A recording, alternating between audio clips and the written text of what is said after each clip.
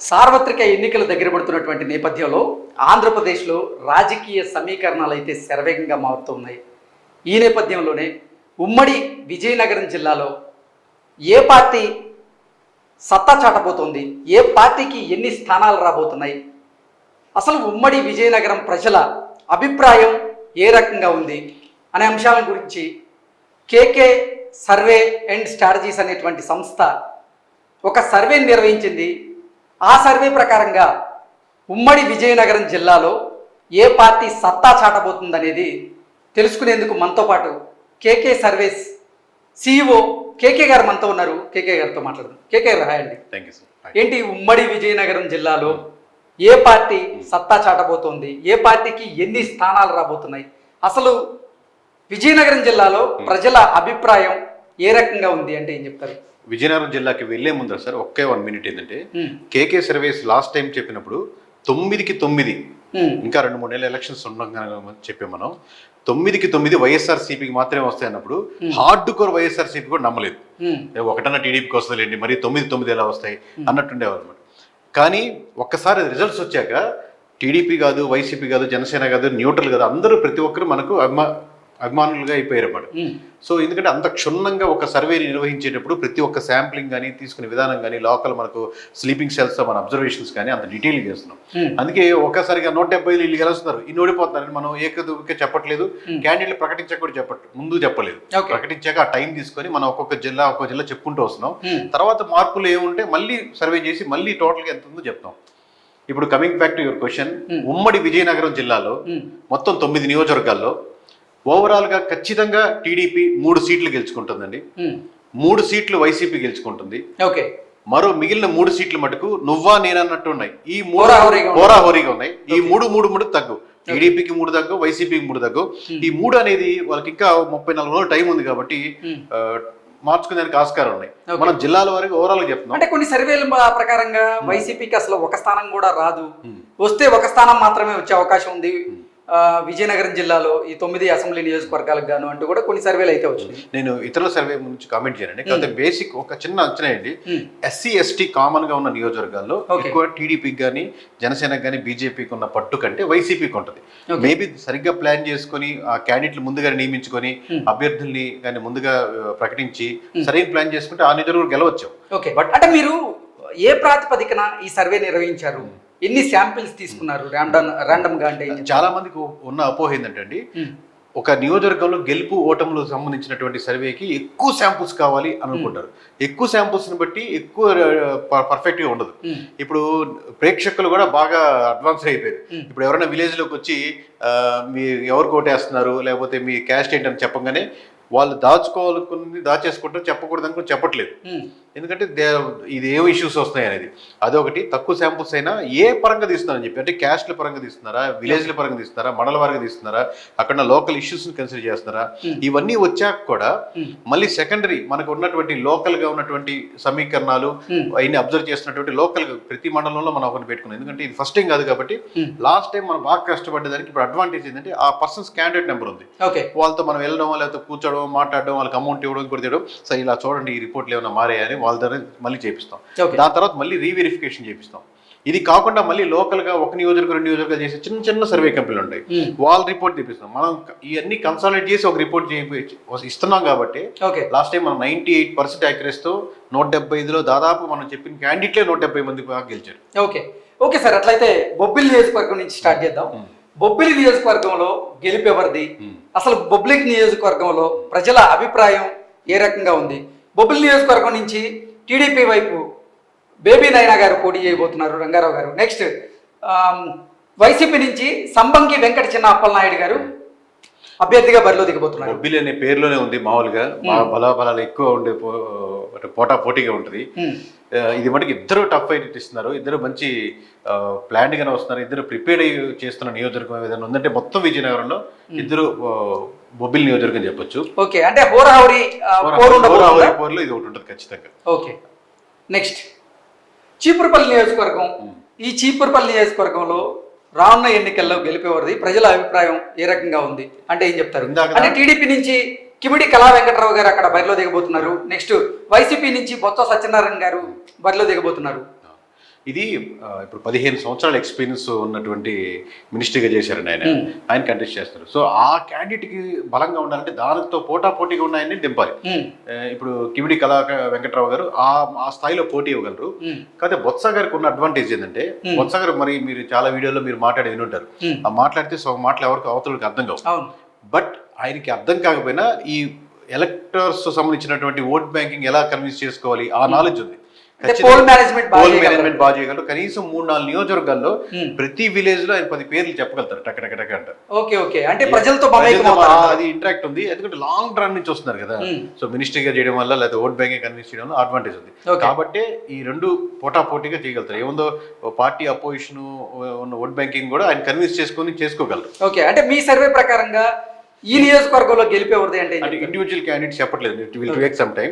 మన ప్రస్తుతానికి అయితే జిల్లాల వారికి డిస్కస్ చేద్దాం. తర్వాత కొన్ని రోజుల తర్వాత చేద్దాం. ఎందుకంటే మనం సేల్స్ కోసం చేస్తున్నాం సర్వీస్.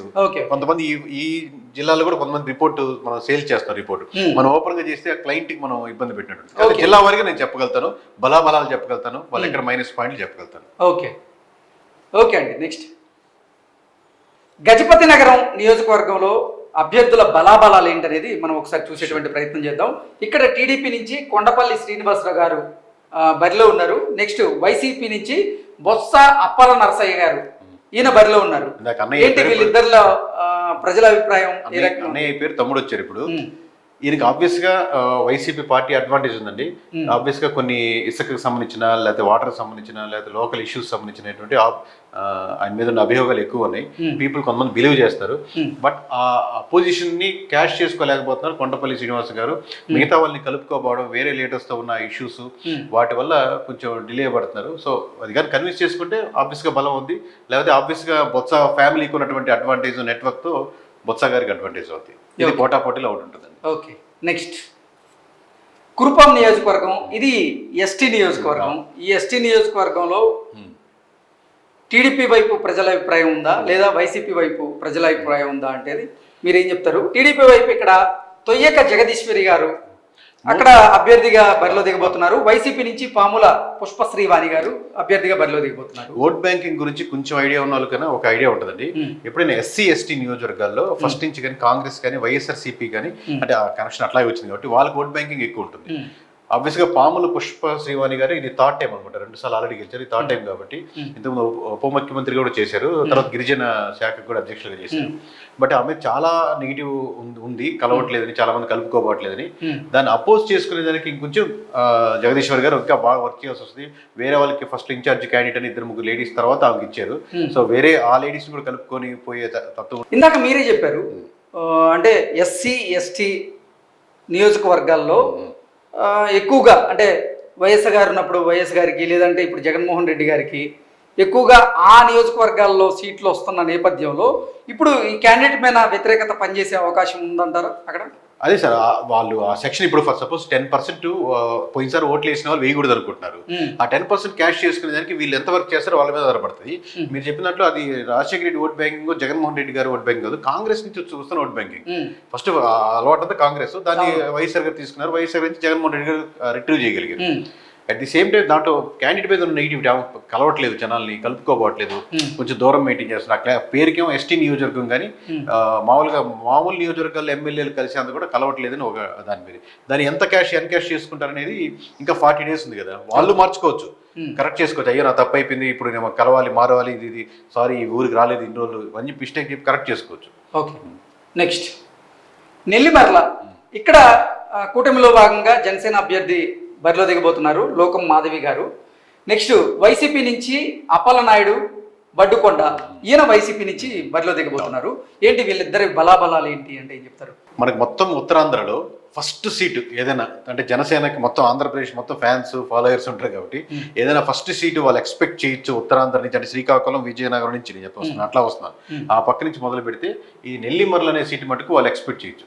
దీంట్లో మటుకు వాళ్ళు పోటీ పడి గెలిచేదానికి అంటే సాయశక్తిలా కష్టపడితే ఆస్కారం ఉంది. యాక్చువల్లీ టీడీపీ సీటు ఇంతకుముందు లాస్ట్ టైం కూడా లోకం పోటీ చేశారు, 7,000 8,000 వచ్చినట్టున్నాయి. బట్ ఈ రెండు ఈ 2-3 సంవత్సరాల నుంచి బాగా కష్టపడి బాగా తిరిగి అలా చేసుకోగలిగారు, కన్విన్స్ చేసుకోగలిగారు. సో అప్పలనాయుడు అబ్వియస్గా స్ట్రాంగ్ క్యాండిడేట్ అక్కడ. కానీ they have certain vote banking. TDP Janasena ఈ కాంబినేషన్లో ఓట్ బ్యాంకింగ్ తీసుకుంటే అడ్వాంటేజ్ అయ్యే అవకాశం ఉంటుంది. ఓకే. పార్వతీపురం నియోజకవర్గం ఇది ఎస్సీ నియోజకవర్గం. ఈ ఎస్సీ నియోజకవర్గం నుంచి కూటమి అభ్యర్థిగా విజయ్ అక్కడ బరిలో దిగబోతున్నారు. అలాగే వైసీపీ అభ్యర్థిగా జోగారావు గారు అక్కడ బరిలో దిగబోతున్నటువంటి నేపథ్యంలో ఈ ఇద్దరి అభ్యర్థుల బలాబలాలు ఏంటి అంటే ఇద్దరు ఈ పేరుకి ఎస్సీ నియోజకవర్గం కానీ ఇది కంపల్సరీ టీడీపీ కూడా అడ్వాంటేజ్ ఉంది, అట్లాగే వైసీపీకి కూడా ఉంది. కాకపోతే ఈయన ఎన్ఆర్ఐ క్యాండిడేట్ లాస్ట్ మినిట్లో వచ్చి తీసుకున్న సీటు. దాని ముందే ఉన్నట్టు ఇన్ఛార్జీలు, దాని ముందు ట్రై చేసిన టికెట్లు వీళ్ళతో కలుపుకొని పోయి వీళ్ళు సెపరేట్ కూటమి నేను ఒక్కడనే వెళ్తాను అన్నట్టు కాకుండా నలుగురిని కలుపుకొని పోతే మీ వెనకాల కూడా నలుగురు ఉంటారు కాబట్టి ఆ వర్క్స్ ఆల్రెడీ చేసిన కొన్ని వర్క్స్ చేసినారు. ఆ వర్క్స్ తో పాటు మీరు చేయగలిగితే జోగారావు గారికి మీరు మంచి టైట్ ఫైట్ ఇస్తారు. మేబీ మీకు అడ్వాంటేజ్ కూడా అవ్వచ్చు. అలా ఉంటుంది. నెక్స్ట్ సాలూరు. ఈ సాలూరు నియోజకవర్గం కూడా ఎస్టీ నియోజకవర్గం. ఈ ఎస్టీ నియోజకవర్గంలో కూటమిలో భాగంగా గుమ్మడి సంధ్యారాణి గారు అక్కడ బరిలోకి దిగబోతున్నారు. నెక్స్ట్ వైసీపీ నుంచి రాజన్న దొర పీడిక, ఈయన వైసీపీ నుంచి బరిలో దిగబోతున్నటువంటి నేపథ్యంలో వీరిద్దరి బలాబలాలు ఏంటి అంటే ఏం చెప్తారు? ఇందాకట్లాగే సేమ్ అండి. ఇప్పుడు రాజేంద్ర దొర గారికి ఏంటంటే జనాలతో కలుపుకోవడం, ఏమైనా వర్క్స్ ఉంటే గవర్నమెంట్ వర్క్స్ చేయడం, ఇల్లు కన్స్ట్రక్షన్స్ ఉంటే దాని దగ్గర ఉండి కంప్లీట్ చేసేట్టు చూసుకోవడం, ఈ లోకల్ పీపుల్ తో బాగా అటాచ్డ్ గా ఉండడం అడ్వాంటేజ్ గా ఉంటుంది అనమాట. ఆబ్వియస్ గా పార్టీ పరంగా ఏమైనా ఉంటే నెగిటివ్ ఉంటే ఆ నెగిటివ్ ఓట్ బ్యాంకింగ్ ఉంటుంది. ఇప్పుడు సంధ్యారాణి గారు ఏంటంటే ఇంకా వేరే లేడీస్ కూడా అనుకున్నారు ఫస్ట్ లో ఈ సీటు, వాళ్ళు కాదనుకుని సంధ్యారాణికి ఫైనల్ చేసి సంధ్యారాణి ఇచ్చారు. సో మిగతా వాళ్ళని కలుపుకొని పోవడం అనేది చాలా అడ్వాంటేజ్ రాజకీయాల్లో. కానీ మామూలుగా ఎట్లా ఉంటుంది, మన ఫ్యామిలీస్ కలుపుకోవాలంటారు కదా. సో ఓట్ బ్యాంకింగ్ కూడా నా పార్టీ నేను ఉంటానంటే రాదు, వాళ్ళని కలుపుకోబోతే ఆబ్వియస్గా ఆయన స్ట్రాంగ్ క్యాండిడేట్ కాబట్టి మీరు ఇంకా గట్టిగా కష్టపడితే కానీ ఇది బేసిక్గా ఎస్టీ నియోజకవర్గం, బేసిక్గా వైఎస్ఆర్సీపీ బలం ఎక్కువ ఉంటుంది. క్యాండిడేట్ కొంచెం స్ట్రాంగ్గా ఉన్నప్పుడు మీరు ఇంకా కష్టపడాల్సి వస్తుంది. ఎగ్జాక్ట్లీ, అందరిని కలుపుకుంటే ఆ బలం పెరుగుతుంది. నెక్స్ట్ శృంగవరపుకోట. ఈ నియోజకవర్గంలో టీడీపీ అభ్యర్థిగా లలితా కుమారి గారు అక్కడ బరిలో దిగబోతున్నారు. అలాగే వైసీపీ నుంచి శ్రీనివాసరావు గారు బరిలో దిగబోతున్నారు. వీరిద్దరి బలాబలాలు. శ్రీనివాసరావు గారు ఆల్రెడీ సిట్టింగ్, సో కాబట్టి ఆయన సిట్టింగ్ దాంతో కుమారి గారు పోటీ పడుతున్నారు. కాకపోతే లలిత్ కుమార్ గారికి ఒక అడ్వాంటేజ్ ఉంది. ఎస్కోట నియోజకవర్గంలో ఇద్దరు బలాలు సమానమే. కొంచెం కష్టపడితే లలిత్ కుమార్ గారు గెలిచేదానికి ఆస్కారం, స్కోప్ ఉంది. లేదు ఇలాగే ఉంటుందంటే శ్రీనివాస్ గారు గెలుస్తారు. ఓకే. సిట్టింగ్. విజయనగరం అసెంబ్లీ నియోజకవర్గంలో గెలిపెవరిది, ప్రజల అభిప్రాయం ఏ రకంగా ఉంది, అభ్యర్థుల బలాబలాలు ఏంటనేది ఇప్పుడు చూద్దాం మనం. ఇక్కడ టీడీపీ అభ్యర్థిగా అదితి విజయలక్ష్మి గజపతిరాజు, అశోక్ గజపతిరాజు గారి కూతురు, ఆవిడ బరిలో దిగబోతున్నారు. నెక్స్ట్ వైసీపీ నుంచి కోలగట్ల వీరభద్రస్వామి గారు, ఈయన అక్కడ బరిలో దిగబోతున్నారు. వీళ్ళిద్దరి బలాబలాలు ఏంటి? కొలగట్ల వీరభద్రస్వామి గారు సిట్టింగ్. లాస్ట్ టైం ఎప్పుడు ఎమ్మెల్యేగా చేశారు అంటే లాస్ట్ టైం మినిస్ట్రీగా వెళ్ళారు అనమాట, ఎంపీగా పోటీ చేశారు అశోక్ గజపతిరాజు గారు. సో దాని ముందు గెలిచారు, సెంట్రల్ లో కూడా మినిస్ట్రీగా చేశారు. తర్వాత మొన్న ఎంపీగా చేసినప్పుడు ఓడిపోయారు. సో ఆ సీట్ తరపు నుంచి సేమ్ వాళ్ళ కుమార్తెగా ఇచ్చారు. కానీ ఈ మధ్య తర్జన భర్జనలో మళ్ళీ ఎమ్మెల్యేగా పోటీ చేస్తానని చెప్పినప్పుడు కొంచెం హోల్డ్ ఆ డిస్కషన్ జరిగింది. వేరే వాళ్ళకి ఇచ్చి ధైర్యం చేయలేదు, ఎందుకంటే అశోక్ గజపతి రాజు గారిని పక్కన పెట్టి తీయడం అనేది కష్టం. ఇప్పుడు అదితి విజయలక్ష్మి గారికి మంచి అవకాశం, స్కోప్స్ ఉన్నాయి.